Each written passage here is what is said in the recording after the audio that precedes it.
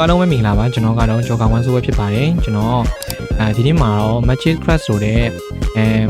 မော်ဆန်အတုံလေးကို review ပေးသွားမှာဖြစ်ပါတယ်ဒီမှာဆိုရင်ကျွန်တော်တို့က Magic တွေတုံးရပြီးတော့မှကျွန်တော်တို့ပေါ့နော် Fiber မှာဆော့လို့အရင်အဆင်ပြေပေါ့နော်အဲ့ဒါလည်းမတက်ဘူးပေါ့နော်ကျွန်တော်တို့ဒီ Fiber မှာအတုံလေးနဲ့ဆော့ချင်တဲ့ဘာသာတွေလည်းလုံးဝအဆင်ပြေပါတယ်ပေါ့နော်โอเคကျွန်တော်ဒီ review လေးကိုမစခင်မှာကျွန်တော်ပြောဆရာရှိရပေါ့နော်ကျွန်တော်ဒီရက်ပိုင်းနဲ့ကျွန်တော်ဗီဒီယိုမတင်တာကကျွန်တော်မအားလို့ပေါ့နော်အဲ့ဆိုရင်ကျွန်တော်ရဲ့ဗီဒီယိုလေးကိုကြိုက်တဲ့ဆိုလို့ရှိရင် like subscribe လုပ်မမေ့ခဲ့ပါနဲ့ဒီအဲ့ဆိုရင်ချင်းမဆွဲဗီဒီယိုကိုစားလိုက်အောင်ဗျโ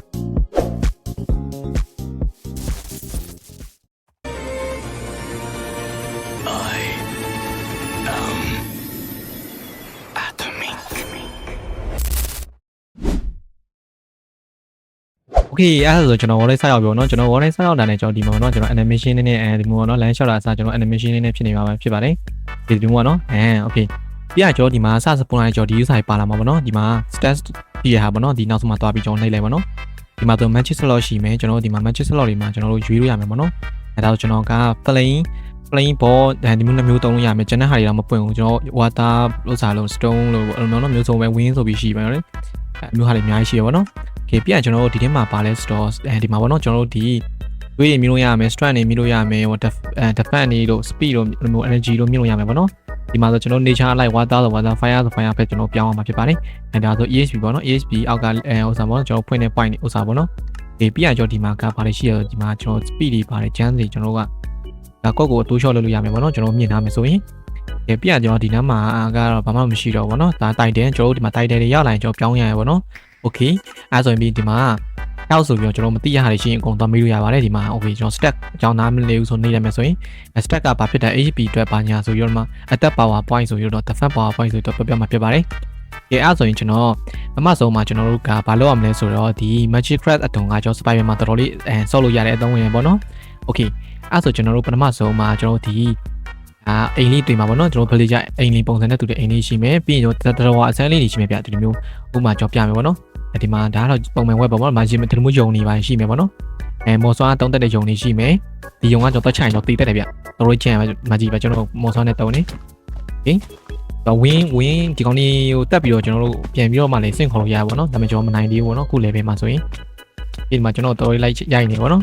ဒီဘာလို့ဆိုကျွန်တော်တို့ဘာလုပ်ရမလဲဆိုတော့ကျွန်တော်ဒီအိမ်ကြီးရှိရပေါ့နော်မှာ villager အိမ်နဲ့တူတဲ့ဟာတွေရှိမယ်ဒီမျိုးပေါ့နော်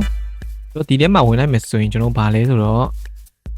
ဝင်လိုက်မယ်ဆိုရင်ကျွန်တော်ဒီမျိုးက view ပဲရှင်းပြပါတော့ဒန်းကြည့်တော့ဘာမှမရှိဘူးဒီပေါ်မှာမီးအိမ်လေးတခုရှိရပါတော့ကျွန်တော်ဒါလေးကိုနှိပ်လိုက်တာနဲ့နေ့ကျွန်တော်မချစ်တော့လွယ်လို့ပြောရပါတော့အဲဆိုကျွန်တော်မချစ်တော့ crab မှာပေါ့နော်โอเคကျွန်တော်မော်တိုတိုင်လုပ်ဖို့ဆိုရင်ကျွန်တော်ဒီမီးလောင်နေတဲ့မြေခွေးလေးတွေးဖို့လွယ်ပေါ့နော်ဒီကောင်လေးကတွေးဖို့လွယ်ပါတယ်ပြီးရင်ကျွန်တော်ဒီကောင်လေးကိုတတ်မှာပေါ့နော်ဒီကောင်လေးကကိုက်မီးလောင်နေကျွန်တော်လည်းတက်တော့လွယ်ပေါ့နော်ကျွန်တော်ဒီကျွန်တော်တက်လိုက်ပြီဆိုကျွန်တော်ဒီဟာလေးရလာမယ်ပေါ့နော်ဒီအနီရောင်ဟာလေး magic stone ဆိုရောမှဥစ္စာဒါလေးရလာမယ်ပေါ့နော်โอเคကျွန်တော်ပထမဆုံးကျွန်တော်တစ်ပင်ခုံပါမယ်ကျွန်တော်မော်တုတ်တန်လို့ပေါ့နော်တစ်ပင်ခုံမယ်အခုကျွန်တော်တစ်ပင်တစ်သားတစ်ခုရလာနေကျွန်တော်တို့ကဒီတစ်သားကိုကျွန်တော်တို့တစ်သားလုပ်လိုက်မယ်ပေါ့နော်လုပ်ပြီးရနေကျွန်တော်ဒီတုတ်ချောင်းလေးလုပ်လိုက်မယ်တုတ်ချောင်းလေးလုပ်ပြီးရနေကျွန်တော်ဒီမော်တုတ်တန်ရလာပြီပေါ့နော်ဒီဥစ္စာရလာမယ်မော်တုတ်တန်လေးရလာပြီဆိုကျွန်တော်ရပြီပေါ့နော်โอเคဒီမော်တုတ်တန်လေးရလာပြီတော့ဘာလို့အောင်လဲဆိုကျွန်တော်ဒီထဲမှာသွားပါတော့ဒါဆိုကျွန်တော်က power လေးပိုင်းတုံးလို့ရပြီဒါပေမဲ့ကျွန်တော်ဒီအိမ်ထဲမှာကျွန်တော်လိုဝက်ချက်တွေရှိရပါတော့အိမ်ထဲမှာသွားမယ်သွားပြီးကျွန်တော်ဒီမှာပေါ့နော်ဒီမီတီလေးကိုကြည့်ပြီးတော့မှဒီအားလေးကိုဖိလိုက်ပါတော့ဒါဆိုကျွန်တော် width နဲ့တွေ့ပြီပေါ့နော် okay ကျွန်တော်ဒီ width မှာကျွန်တော်တို့ကitem တွေလဲလို့ရမယ်ပေါ့နော်ကျွန်တော် magic စာအုပ်နဲ့ကျွန်တော် magic ပေါ့နော် fire လို့ဘာညာလို့ပေါ့နော်ဒါဆိုရင်ဒီကောက်စီမှာ fire မရှိဘူးဒီမျိုးဟာပေါ့နော်အမိုးထွေလို့ရမယ်ပေါ့နော်ဒီမျိုးအိမ်နေတော့အများကြီးရှိရပေါ့နော်ဒီမှာကျွန်တော် iron တွေပိုင်းဖြုတ်ယူလို့ရမယ်ဒီကျွန်တော်ဒီမှာနေလို့လည်းရမယ်ပေါ့နော်ဒါပေမဲ့ကျွန်တော်နောက်ထပ်အိမ်တွေမှာဆိုရင်တော့မတူတဲ့အိမ်တွေရှိရပေါ့နော်ဒီမှာကျွန်တော်နောက်အိမ်ထဲကျွန်တော်သွားကြည့်မယ်โอเคကျွန်တော်ပြီးရတယ်ကျွန်တော်ဒီအိမ်ထဲသွားမယ်သွားပြီးကျွန်တော်ဒီနောက်တစ်အိမ်ထဲသွားမယ်နော်သွားပြီးကျွန်တော်ဒီမှာပေါ့နော်ဒီပုံမှာကြည့်ပြီးတော့မှဒီမီဒီလို့ကြည့်ပြီးတော့မှကျွန်တော်နှိပ်လိုက်ပါနော်โอเคဒါဆိုကျွန်တော်တို့ကshort ပုံစံပုံရောက်ဖြစ်သွားမှာပေါ့နော်ဒီမျိုး short ပုံစံဖြစ်သွားမှာဒီကောင်ကြည့်လိုက်ပါနော်ကြည့်ပြရတယ်ဒီမှာကျွန်တော်G9 ကိုင်းနဲ့ကျွန်တော်တို့ဒီမှာပေါ့နော်အင်ဂျီတွေလဲလို့ရမယ်နေတက်တွေလို့ရမယ်နော်ဒီအင်ဂျီတွေပေါ့နော်အင်ဂျီကိုဝယ်လို့ရမယ် with အင်ဂျီပေါ့နော်ကျွန်တော်မော်ဆာအင်ဂျီဝယ်လို့ရမယ်ဒီမှာပေါ့နော်โอเคကျွန်တော်နောက်တအိမ်မှာပြီးဒီမှာလည်းပြီးရင်ဒီမှာဒီမျိုးခွက်တင်းစာအုပ်ရှိရပေါ့နော်ကျွန်တော်မကြည့်ခွက်တဲ့ဟာတွေရှိမယ်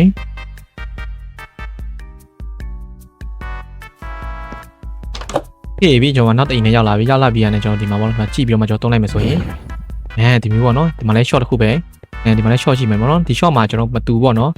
ဒါအောက်စာတွေပါမယ်ဒီမှာပေါ့နော်ဒီမှာဒီမျိုး stone တွေဖတ်တဲ့ဟာတွေနေရာရှိမယ်ပေါ့နော်ဒီလိုနေရာမှာရှိမယ်ဒီမှာကျွန်တော်ဒီမျိုး stone တွေရှိမယ်ပေါ့နော်ဒါဆိုfire ဘာညာမပြတဲ့ဆိုင်ကအများကြီးရှိရပါတော့ပြီးရကျွန်တော်ဒီမှာလည်းရှိမယ်ဒါ stone ထည့်တဲ့ဟာတွေပေါ့နော်ဒါတွေကကျွန်တော်စမ်းပြတော့ပေါ့နော်သူစီမှာကျွန်တော်စကားပြောရမယ် yes ဘာညာပေါ့နော်ဒါဆိုကျွန်တော်တို့ width ဖြစ်သွားပြီနော် width ဖြစ်သွားပြီကျွန်တော်မှအင်ကြီးရလာမယ်ပေါ့နော်ဒီမျိုး code လေးရလာမယ်ဒါဆိုကျွန်တော်နောက်တဲ့အိမ်ထပ်သွားရှာကြည့်မယ်ဗျโอเคကျွန်တော်နောက်တဲ့အိမ်မှာကျွန်တော်တုံးလိုက်တာ ਨੇ ဒီမျိုးပေါ့နော်ဒီဘိုးနေရာလေးရှိရပေါ့နော်ဒီမှာဒီဒါဆိုနောက်တဲ့မော်ဆရာအိမ်ရောက်သွားပြီပေါ့နော်ဒါအိမ်တိမ်မှာနော်ဒါနောက်တဲ့အိမ်မှာဒီမော်ဆရာမှာဆိုရင်ကျွန်တော်တို့ကဒီမှာဗျမော်တိုတဲ့အကျန်းစားကြီးလဲလို့ရတယ်ပေါ့နော် Smart Magic Stone ဖတ်တဲ့နေရာမှာcrab ပြီးတော့မှG coin လေးနေကျွန်တော်လဲလို့ရမယ်ပေါ့နော်ဒီမှာဒီနဲ့တက်ဆိုင်ရတော့ပေါ့နော်ဒါ water ပေါ့နော်ဒါအမျိုးမျိုးဆုံးရှိမယ် fire လို့ wind လို့ရှိမယ်ပေါ့နော်ဒီမျိုးခါတွေအများကြီးပဲပေါ့ဒီမှာစာအုပ်တွေခရိုရမယ်လဲလို့ရမယ်ပေါ့နော်ထွေးလို့ရမယ်ဒီမှာကျွန်တော်ဘာမှတော့လုပ်လို့မရအောင်ဒါပဲပေါ့နော်ဒါဘောရှိရင်ဒီမှာစာအုပ်တွေရှိမယ်ပေါ့နော်โอเคတော်လေးမှတ်ရပေါ့နော် okay ကျွန်တော်အဲ့ဆိုကျွန်တော်နောက်ထပ်အိမ်တိုင်းထပ်စမ်းကြည့်မယ်ပေါ့နော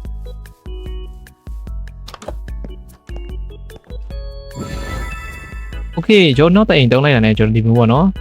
ဒီမျိုးဘာမှမပြောင်းလဲသွားဘူးပေါ့နော်ဒီပုံစံတိုင်းပဲဒါပေမဲ့ဒီမျိုးစာကြီးပေါ်လာမယ်ပေါ့နော်โอเคပြီးဒီအောက်မှာကျွန်တော်အပေါက်လေးတစ်ပေါက်ရှိမယ်ပေါ့နော်ဒါပေမဲ့ကျွန်တော်တို့ကဆာဆော့ရဲ့အချိန်မှာဒီခဲပေါက်တော့ချရင်ကျွန်တော်နိုင်ဖို့ဆိုတာမဖြစ်နိုင်ဘူးပေါ့နော်ဟုတ်ဒီတစ်ခါရေခဲပေါက်မကျွန်တော်ရေပေါ့လို့မရေဒီမှာဖြစ်နေပြီ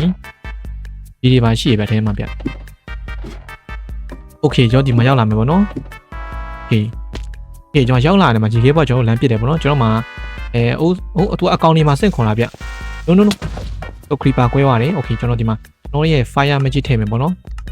်ကျွန်တော် fire magic ထည့်မယ်ရိုးကျွန်တော် magic ထည့်အောင်ပဲရှိတယ်ကျွန်တော်တတ်သွားပြီပေါ့နော်အဲ့လိုမျိုးရှိမယ်ပေါ့နော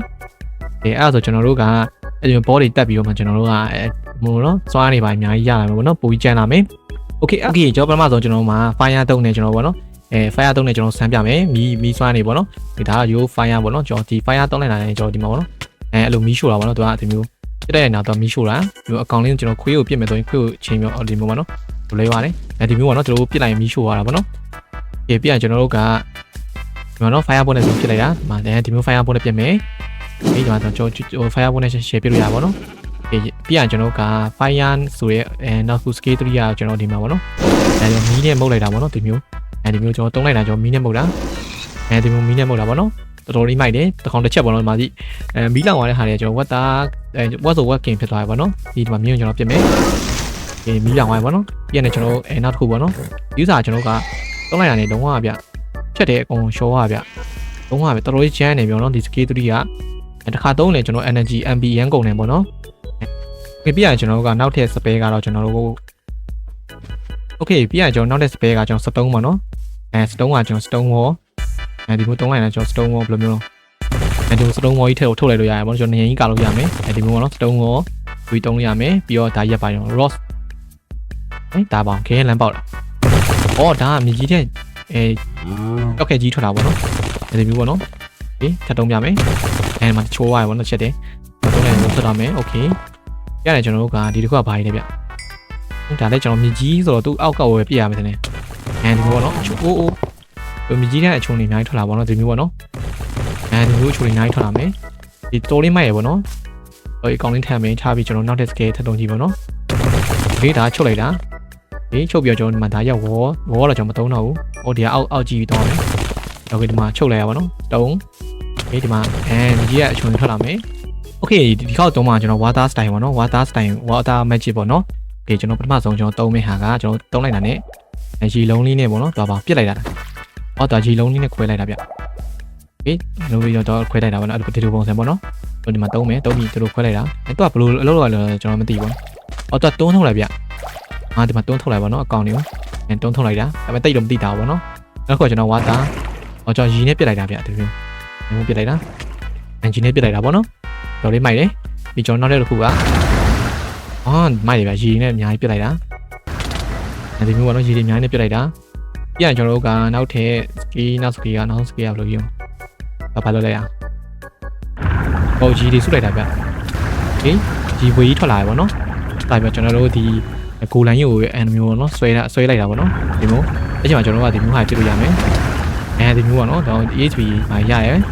ဒီတော်လေးမိုက်ရဗျဒီဥစ္စာလေ ဒီအဲ့ဆိုကျွန်တော်တို့နောက်ထဲမချစ်ထပ်သုံးမယ်ပေါ့နော်โอเคကျွန်တော်ဒီတစ်ခေါက်သုံးမယ်ဟာကျွန်တော်တို့လေ win style ပေါ့နော်ကျွန်တော်လေမချစ်ပေါ့နော်အဲ့ဆိုကျွန်တော်တို့ကပထမ skill 1သုံးကြည့်မယ် skill 1ကကျွန်တော်ယုံမျိုးပဲပေါ့နော်ကျွန်တော်ဒီပတ်မှာကျွန်တော်ဒီမှာပေါ့နော်တို့ခုံးလည်းရရပေါ့နော်ဒီမျိုးပေါ့နော်ဒီဝေးထွက်လာမယ်ဒီယုံမျိုးပေါ့နော်သုံးလိုက်နိုင်တယ်ဒီမျိုးပေါ့နော်ဒီမှာလိုက်တာအပြန်ဒီက skill ကကျွန်တော်သုံးလိုက်မယ်ဆိုရင်ဒီမျိုးပေါ့နော်လေတွေနဲ့ချတာပေါ့နော်ကျွန်တော် MB မရှိတော့ဘူးလေ okay ကျွန်တော် MB ပြန်ယူ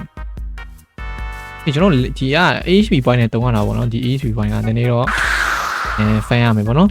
ဒီကျွန်တော်ပြီးရင်မှတို့တုံးမယ်အဲ့လိုပေါ့နော်ပြန်ကျွန်တော်နောက်ထပ်တောင်းမယ်ဒီဘောလေးပွေအများကြီးပေါ့နော်တော်မိုက်တယ်ပြီးနောက်ထပ်ထပ်တုံးမယ်ဒီဘောနော်ဒါနောက်ဆုံး skill ပေါ့နော်ကျွန်တော်လည်းတုံးရပါပေါ့နော်ဒီလိုမျိုးကျော်ဒီဘောပြန်နေပေါ့နော်တို့တုံးခင်ထင်ကျွန်တော်မျိုးဒီမျိုးလေးဘောပြန်နေမှာပေါ့နော်โอเคကျွန်တော်ဒီတစ်ခေါက်ကကျွန်တော်သုံးမဲ့ဟာကျွန်တော်ရီခဲပေါ့နော်ice magic ပေါ့နော်ကျွန်တော်ဒီမှာပြုတ်ကြပါဗျရီခဲပြုတ်ကြပါတယ်ပြန်ကျွန်တော်ဒီမှာscale 1သုံးကြည့်မယ်scale 1ဘာမှတော့မတွေ့ရဘူးဗျကျွန်တော်အောက်သုံးရလားဟုတ်တယ်ဒီမှာခဲဝါပေါ့နော်ဒီမှာရီခဲသုံးဖြစ်သွားတယ်ကျွန်တော်ကိုယ်တောင်ခဲမယ်ကိုယ်တိုင်မှတော့တိတ်ပြီးတော့သုံးမဝင်ပေါ့နော်ကိုယ်တိုင်အကောင်ချင်းကြည့်တော့ဒီလိုရီခဲထွက်လာမယ်ပေါ့နော်ဒီ scale 2ကကျွန်တော် ice shot ပေါ့နော်ရီခဲလုံးနဲ့ပြစ်တာပေါ့နော်ဒီလိုရီခဲလုံးနဲ့ပြစ်တာနောက်ထပ် skill 3က ice ball ပေါ့နော်ice ball မဟုတ်ဗျမှာဟိုထွက်လာပေါ့နော် GG ထွက်လာတာတော်တော်မိုက်တယ်ဒီလို GG ထွက်လာတာကျွန်တော် skill 4ကကျွန်တော်သုံးလိုက်တာ ਨੇ ဘာဖြစ်တာမှာဟုတ်ဒါကျွန်တော်ခဲဝါလာဗျဟုတ်တယ်ဗျကျွန်တော်ခဲဝါပေါ့နော်လူကြီးလည်းမသိဘူးကျွန်တော်ပိတ်မိနေပြီဘယ်လိုမျိုးတို့တော့မှာဒီမှာဗျ okay သူ GG တော့ကြီးနေကျွန်တော်ကိုနဲ့ချနေတဲ့ moss တွေကိုကျွန်တော်ခဲလိုက်တာပေါ့နော်โอเคဒါကတော့ကျွန်တော်နောက်ဆုံး magic တခုပေါ့နော် magic ဒီ magic ကဘာဖြစ်မလဲဆိုရင်ကျွန်တော်စမ်းကြည့်မယ်ပေါ့နော်သူသုံးလိုက်တာ ਨੇ သူကလက်စစ်ပေါ့နော်သူကလက်စစ်တန်တာပေါ့နော်လက်စစ် magic ပေါ့နော်ဒီမှာဒါ short တိုက်တာဗျဒါဒီမျိုးမတက်ရဘူးဟိုဒါတိတ်တော့မတက်ရဘူးဗျဒီမျိုးချက်ကိုစမ်းကြည့်မယ်ပေါ့နော်မထိဘူးပေါ့နော်တော်ဘယ်လိုရော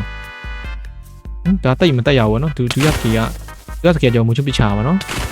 ်တော်တော်မိုက်တယ်ဒီမျိုးပေါ့နော်တော်လေးမိုက်တဲ့ဒီမိုးချိုးတွေပြချလို့ရတယ်ဒီမှာနော်ဒီကျွန်တော်နောက်ဆုံး skill ကကျွန်တော်သုံးလိုက်တာ ਨੇ တော့ကောင်းကင်မှာမိုးချိုးထားပြချတာပေါ့နော်ဒီမျိုးပေါ့နော်အဲ့ဆိုရင်ကျွန်တော်ကmagic တွေအကုန်လုံးသုံးပြသွားဖြစ်ပါတယ်ဒီတော့နောက်ထပ်ဘာတွေလုပ်လို့ရဆိုတော့ကျွန်တော်နောက်ထပ်လိုက်ပြမယ်ပေါ့နော်နောက်ထပ်ကကျွန်တော်ဒီမှာဒီမျိုးတပြက်စီးပြန်တွေ့ရင်ကျွန်တော်စီးလိုက်ပေါ့နော်စီးလိုက်တာနဲ့ကျွန်တော်ဒီမျိုးတော့ခဏဆောင်လိုက်ပေါ့နော်သူအသေးပုံထွက်လာရပြီပေါ့နော်ဒီမျိုးဆိုကျွန်တော်တို့ကအလုံးဝဒီပက်စီပြန်စီးလို့ရပြီပေါ့နော်တော်လေးမိုက်တယ်ပေါ့နော်ပုံစံတော်လေးထားကြတယ်ဒီမျိုးပေါ့နော်ကျွန်တော်သွားမယ်ဆိုရင်မြင်တယ်ပေါ့နော်အားကြီးလည်းမနေဘူးအားကြီးလည်းမမြင်ဘူးနော်ပုံမှန်လေးပဲနော်ပုံမှန်လေးပဲဆိုရင်သွားတာတော်လေးမိုက်တယ်ပြီးညဒီမှာအိမ်နေပေါ့နော်မချစ်အိမ်နေရှိမယ်မော်ဆီယန်အိမ်နေရှိမယ်ပေါ့နော်ဒီပြီးမှအောက်မှာထူးဆန်းတတော်ဝါလေးတွေရှိမှာပေါ့နော်ဒီမှာအောက်မှာဆိုဖားရေခဲဖားကြီးပေါ့နော်ရေခဲဖားတွေရှိမယ်ဒီမျိုးပေါ့နော်ဒီဒါလေးကျွန်တော်ရေခဲဖားကိုကျွန်တော်လက်စနဲ့တက်ကြည့်အောင်လေကျွန်တော်မတည်ဘူးဗျshort တိုက်မယ်โอเคပြီးရတယ်ဒီထဲမှာကျွန်တော်တို့ magic box တွေအများကြီးပါရပါတော့ဒီမျိုး magic box တွေအများကြီးပါမယ်ဒီကောင်ကျွန်တော်သုံးလိုက်တာ ਨੇ ကျွန်တော်တို့ကကျွန်တော်ဒီမှာပေါ့နော်ဒီမှာ she ပေးမယ်ပေါ့နော်ကျွန်တော်ပိုးကြီးမှာပါပေါ့နော်ဒီအဲ့လိုမျိုးဟာပါမယ်ကျွန်တော်နောက်တစ်ခုသုံးလိုက်တာ ne ကျွန်တော်ဒီတစ်ခုကကျွန်တော် fire protection ပေးရပါတော့ဒီစာကိုကျွန်တော် fire မီးမလောင်တော့ဘူးနော်ဒီစာကိုသုံးလိုက်ရင်ဒီကျွန်တော်နောက်ထပ်တစ်ခုသုံးလိုက်မယ်ဆိုရင်ဒါ water ပေါ့နော်ကျွန်တော်ရေထဲမှာဂျိုင်းနေလို့ရမယ်ဟာဒီနောက်ထပ်ကကျွန်တော်သုံးလိုက်မယ်ဆိုကျွန်တော်ကဒီမြည်တူကပုံမြင်တဲ့ဟာ effect ပေါ့နော်โอเคဒီ post ဆိုရင်ကျွန်တော်တို့ကမလို့မို့နော်ဒီရဲကောင်လေးကျွန်တော်စင်ခေါ်လို့ရတယ်โอเคဒီတစ်ခုဆိုရင်ကျွန်တော်တို့ကဒီရဲကောင်မှနောက်တစ်မျိုးပေါ့နော်ဒီမှာနောက်တဲ့ဒီမျိုးဒါဆို၄ကောင်ဒီမှာဒါရေခဲမဟုတ်ဗျဒါကလျှက်စစ်ကောင်ရေခဲအကောင်လေးဒါကဒီဝေးကောင်လေးပေါ့နော်ဒီမှာပြီးရတယ်ဒီမှာပေါ့နော်ဒီမှာဒါကဘာကောင်လဲဆိုတော့ဒါလည်း stone golem အကောင်သေးသေးလေးပေါ့နော်ဒီမိုးဟာလေးခေါ်လို့ရမယ်ဒီမှာမီးအကောင်လေးခေါ်လို့ရမယ်ဒီထဲမှာဆိုကျွန်တော်အကောင်လေးလဲစင်ခေါ်လို့ရတယ်လို့အကောင်လေးတက်ပြီးတော့မှအကောင်လေးကိုလည်းကျွန်တော်ပြန်ပြီးစင်ခေါ်လို့ရတယ်ပေါ့နော်ပြီးတော့ဒီမှာမိုးစိုးတန်မတုံးချင်ပဲနဲ့ကျွန်တော်ဒီစာအုပ်လေးတွေတုံးလို့ရတယ်ပေါ့နော်ဒီစာအုပ်လေးတုံးလို့ရတယ်ဒီမှာပေါ့နော်ကျွန်တော်စမ်းကြမယ်ပေါ့နော်ကျွန်တော်မိုးစိုးတန်မကင်တာစာအုပ်ကင်တာပေါ့နော်ဒီစာအုပ်လေးကင်တာမယ်ပြီးကျွန်တော်ဒီကောင်လေးတုံးလို့ပေါ့နော်ဒီမျိုးပေါ့နော်โอเคအဲ့ဆိုရင်ကျွန်တော်ရဲ့ဗီဒီယိုကြိုင်တိုင်းဆိုလို့ရှိရင် like subscribe လုပ်မမေ့ခဲ့ပါနဲ့โอเคအဲ့ဆိုကျွန်တော်နောက်ဗီဒီယိုလေးနဲ့ပြန်ခဲ့ပါမယ်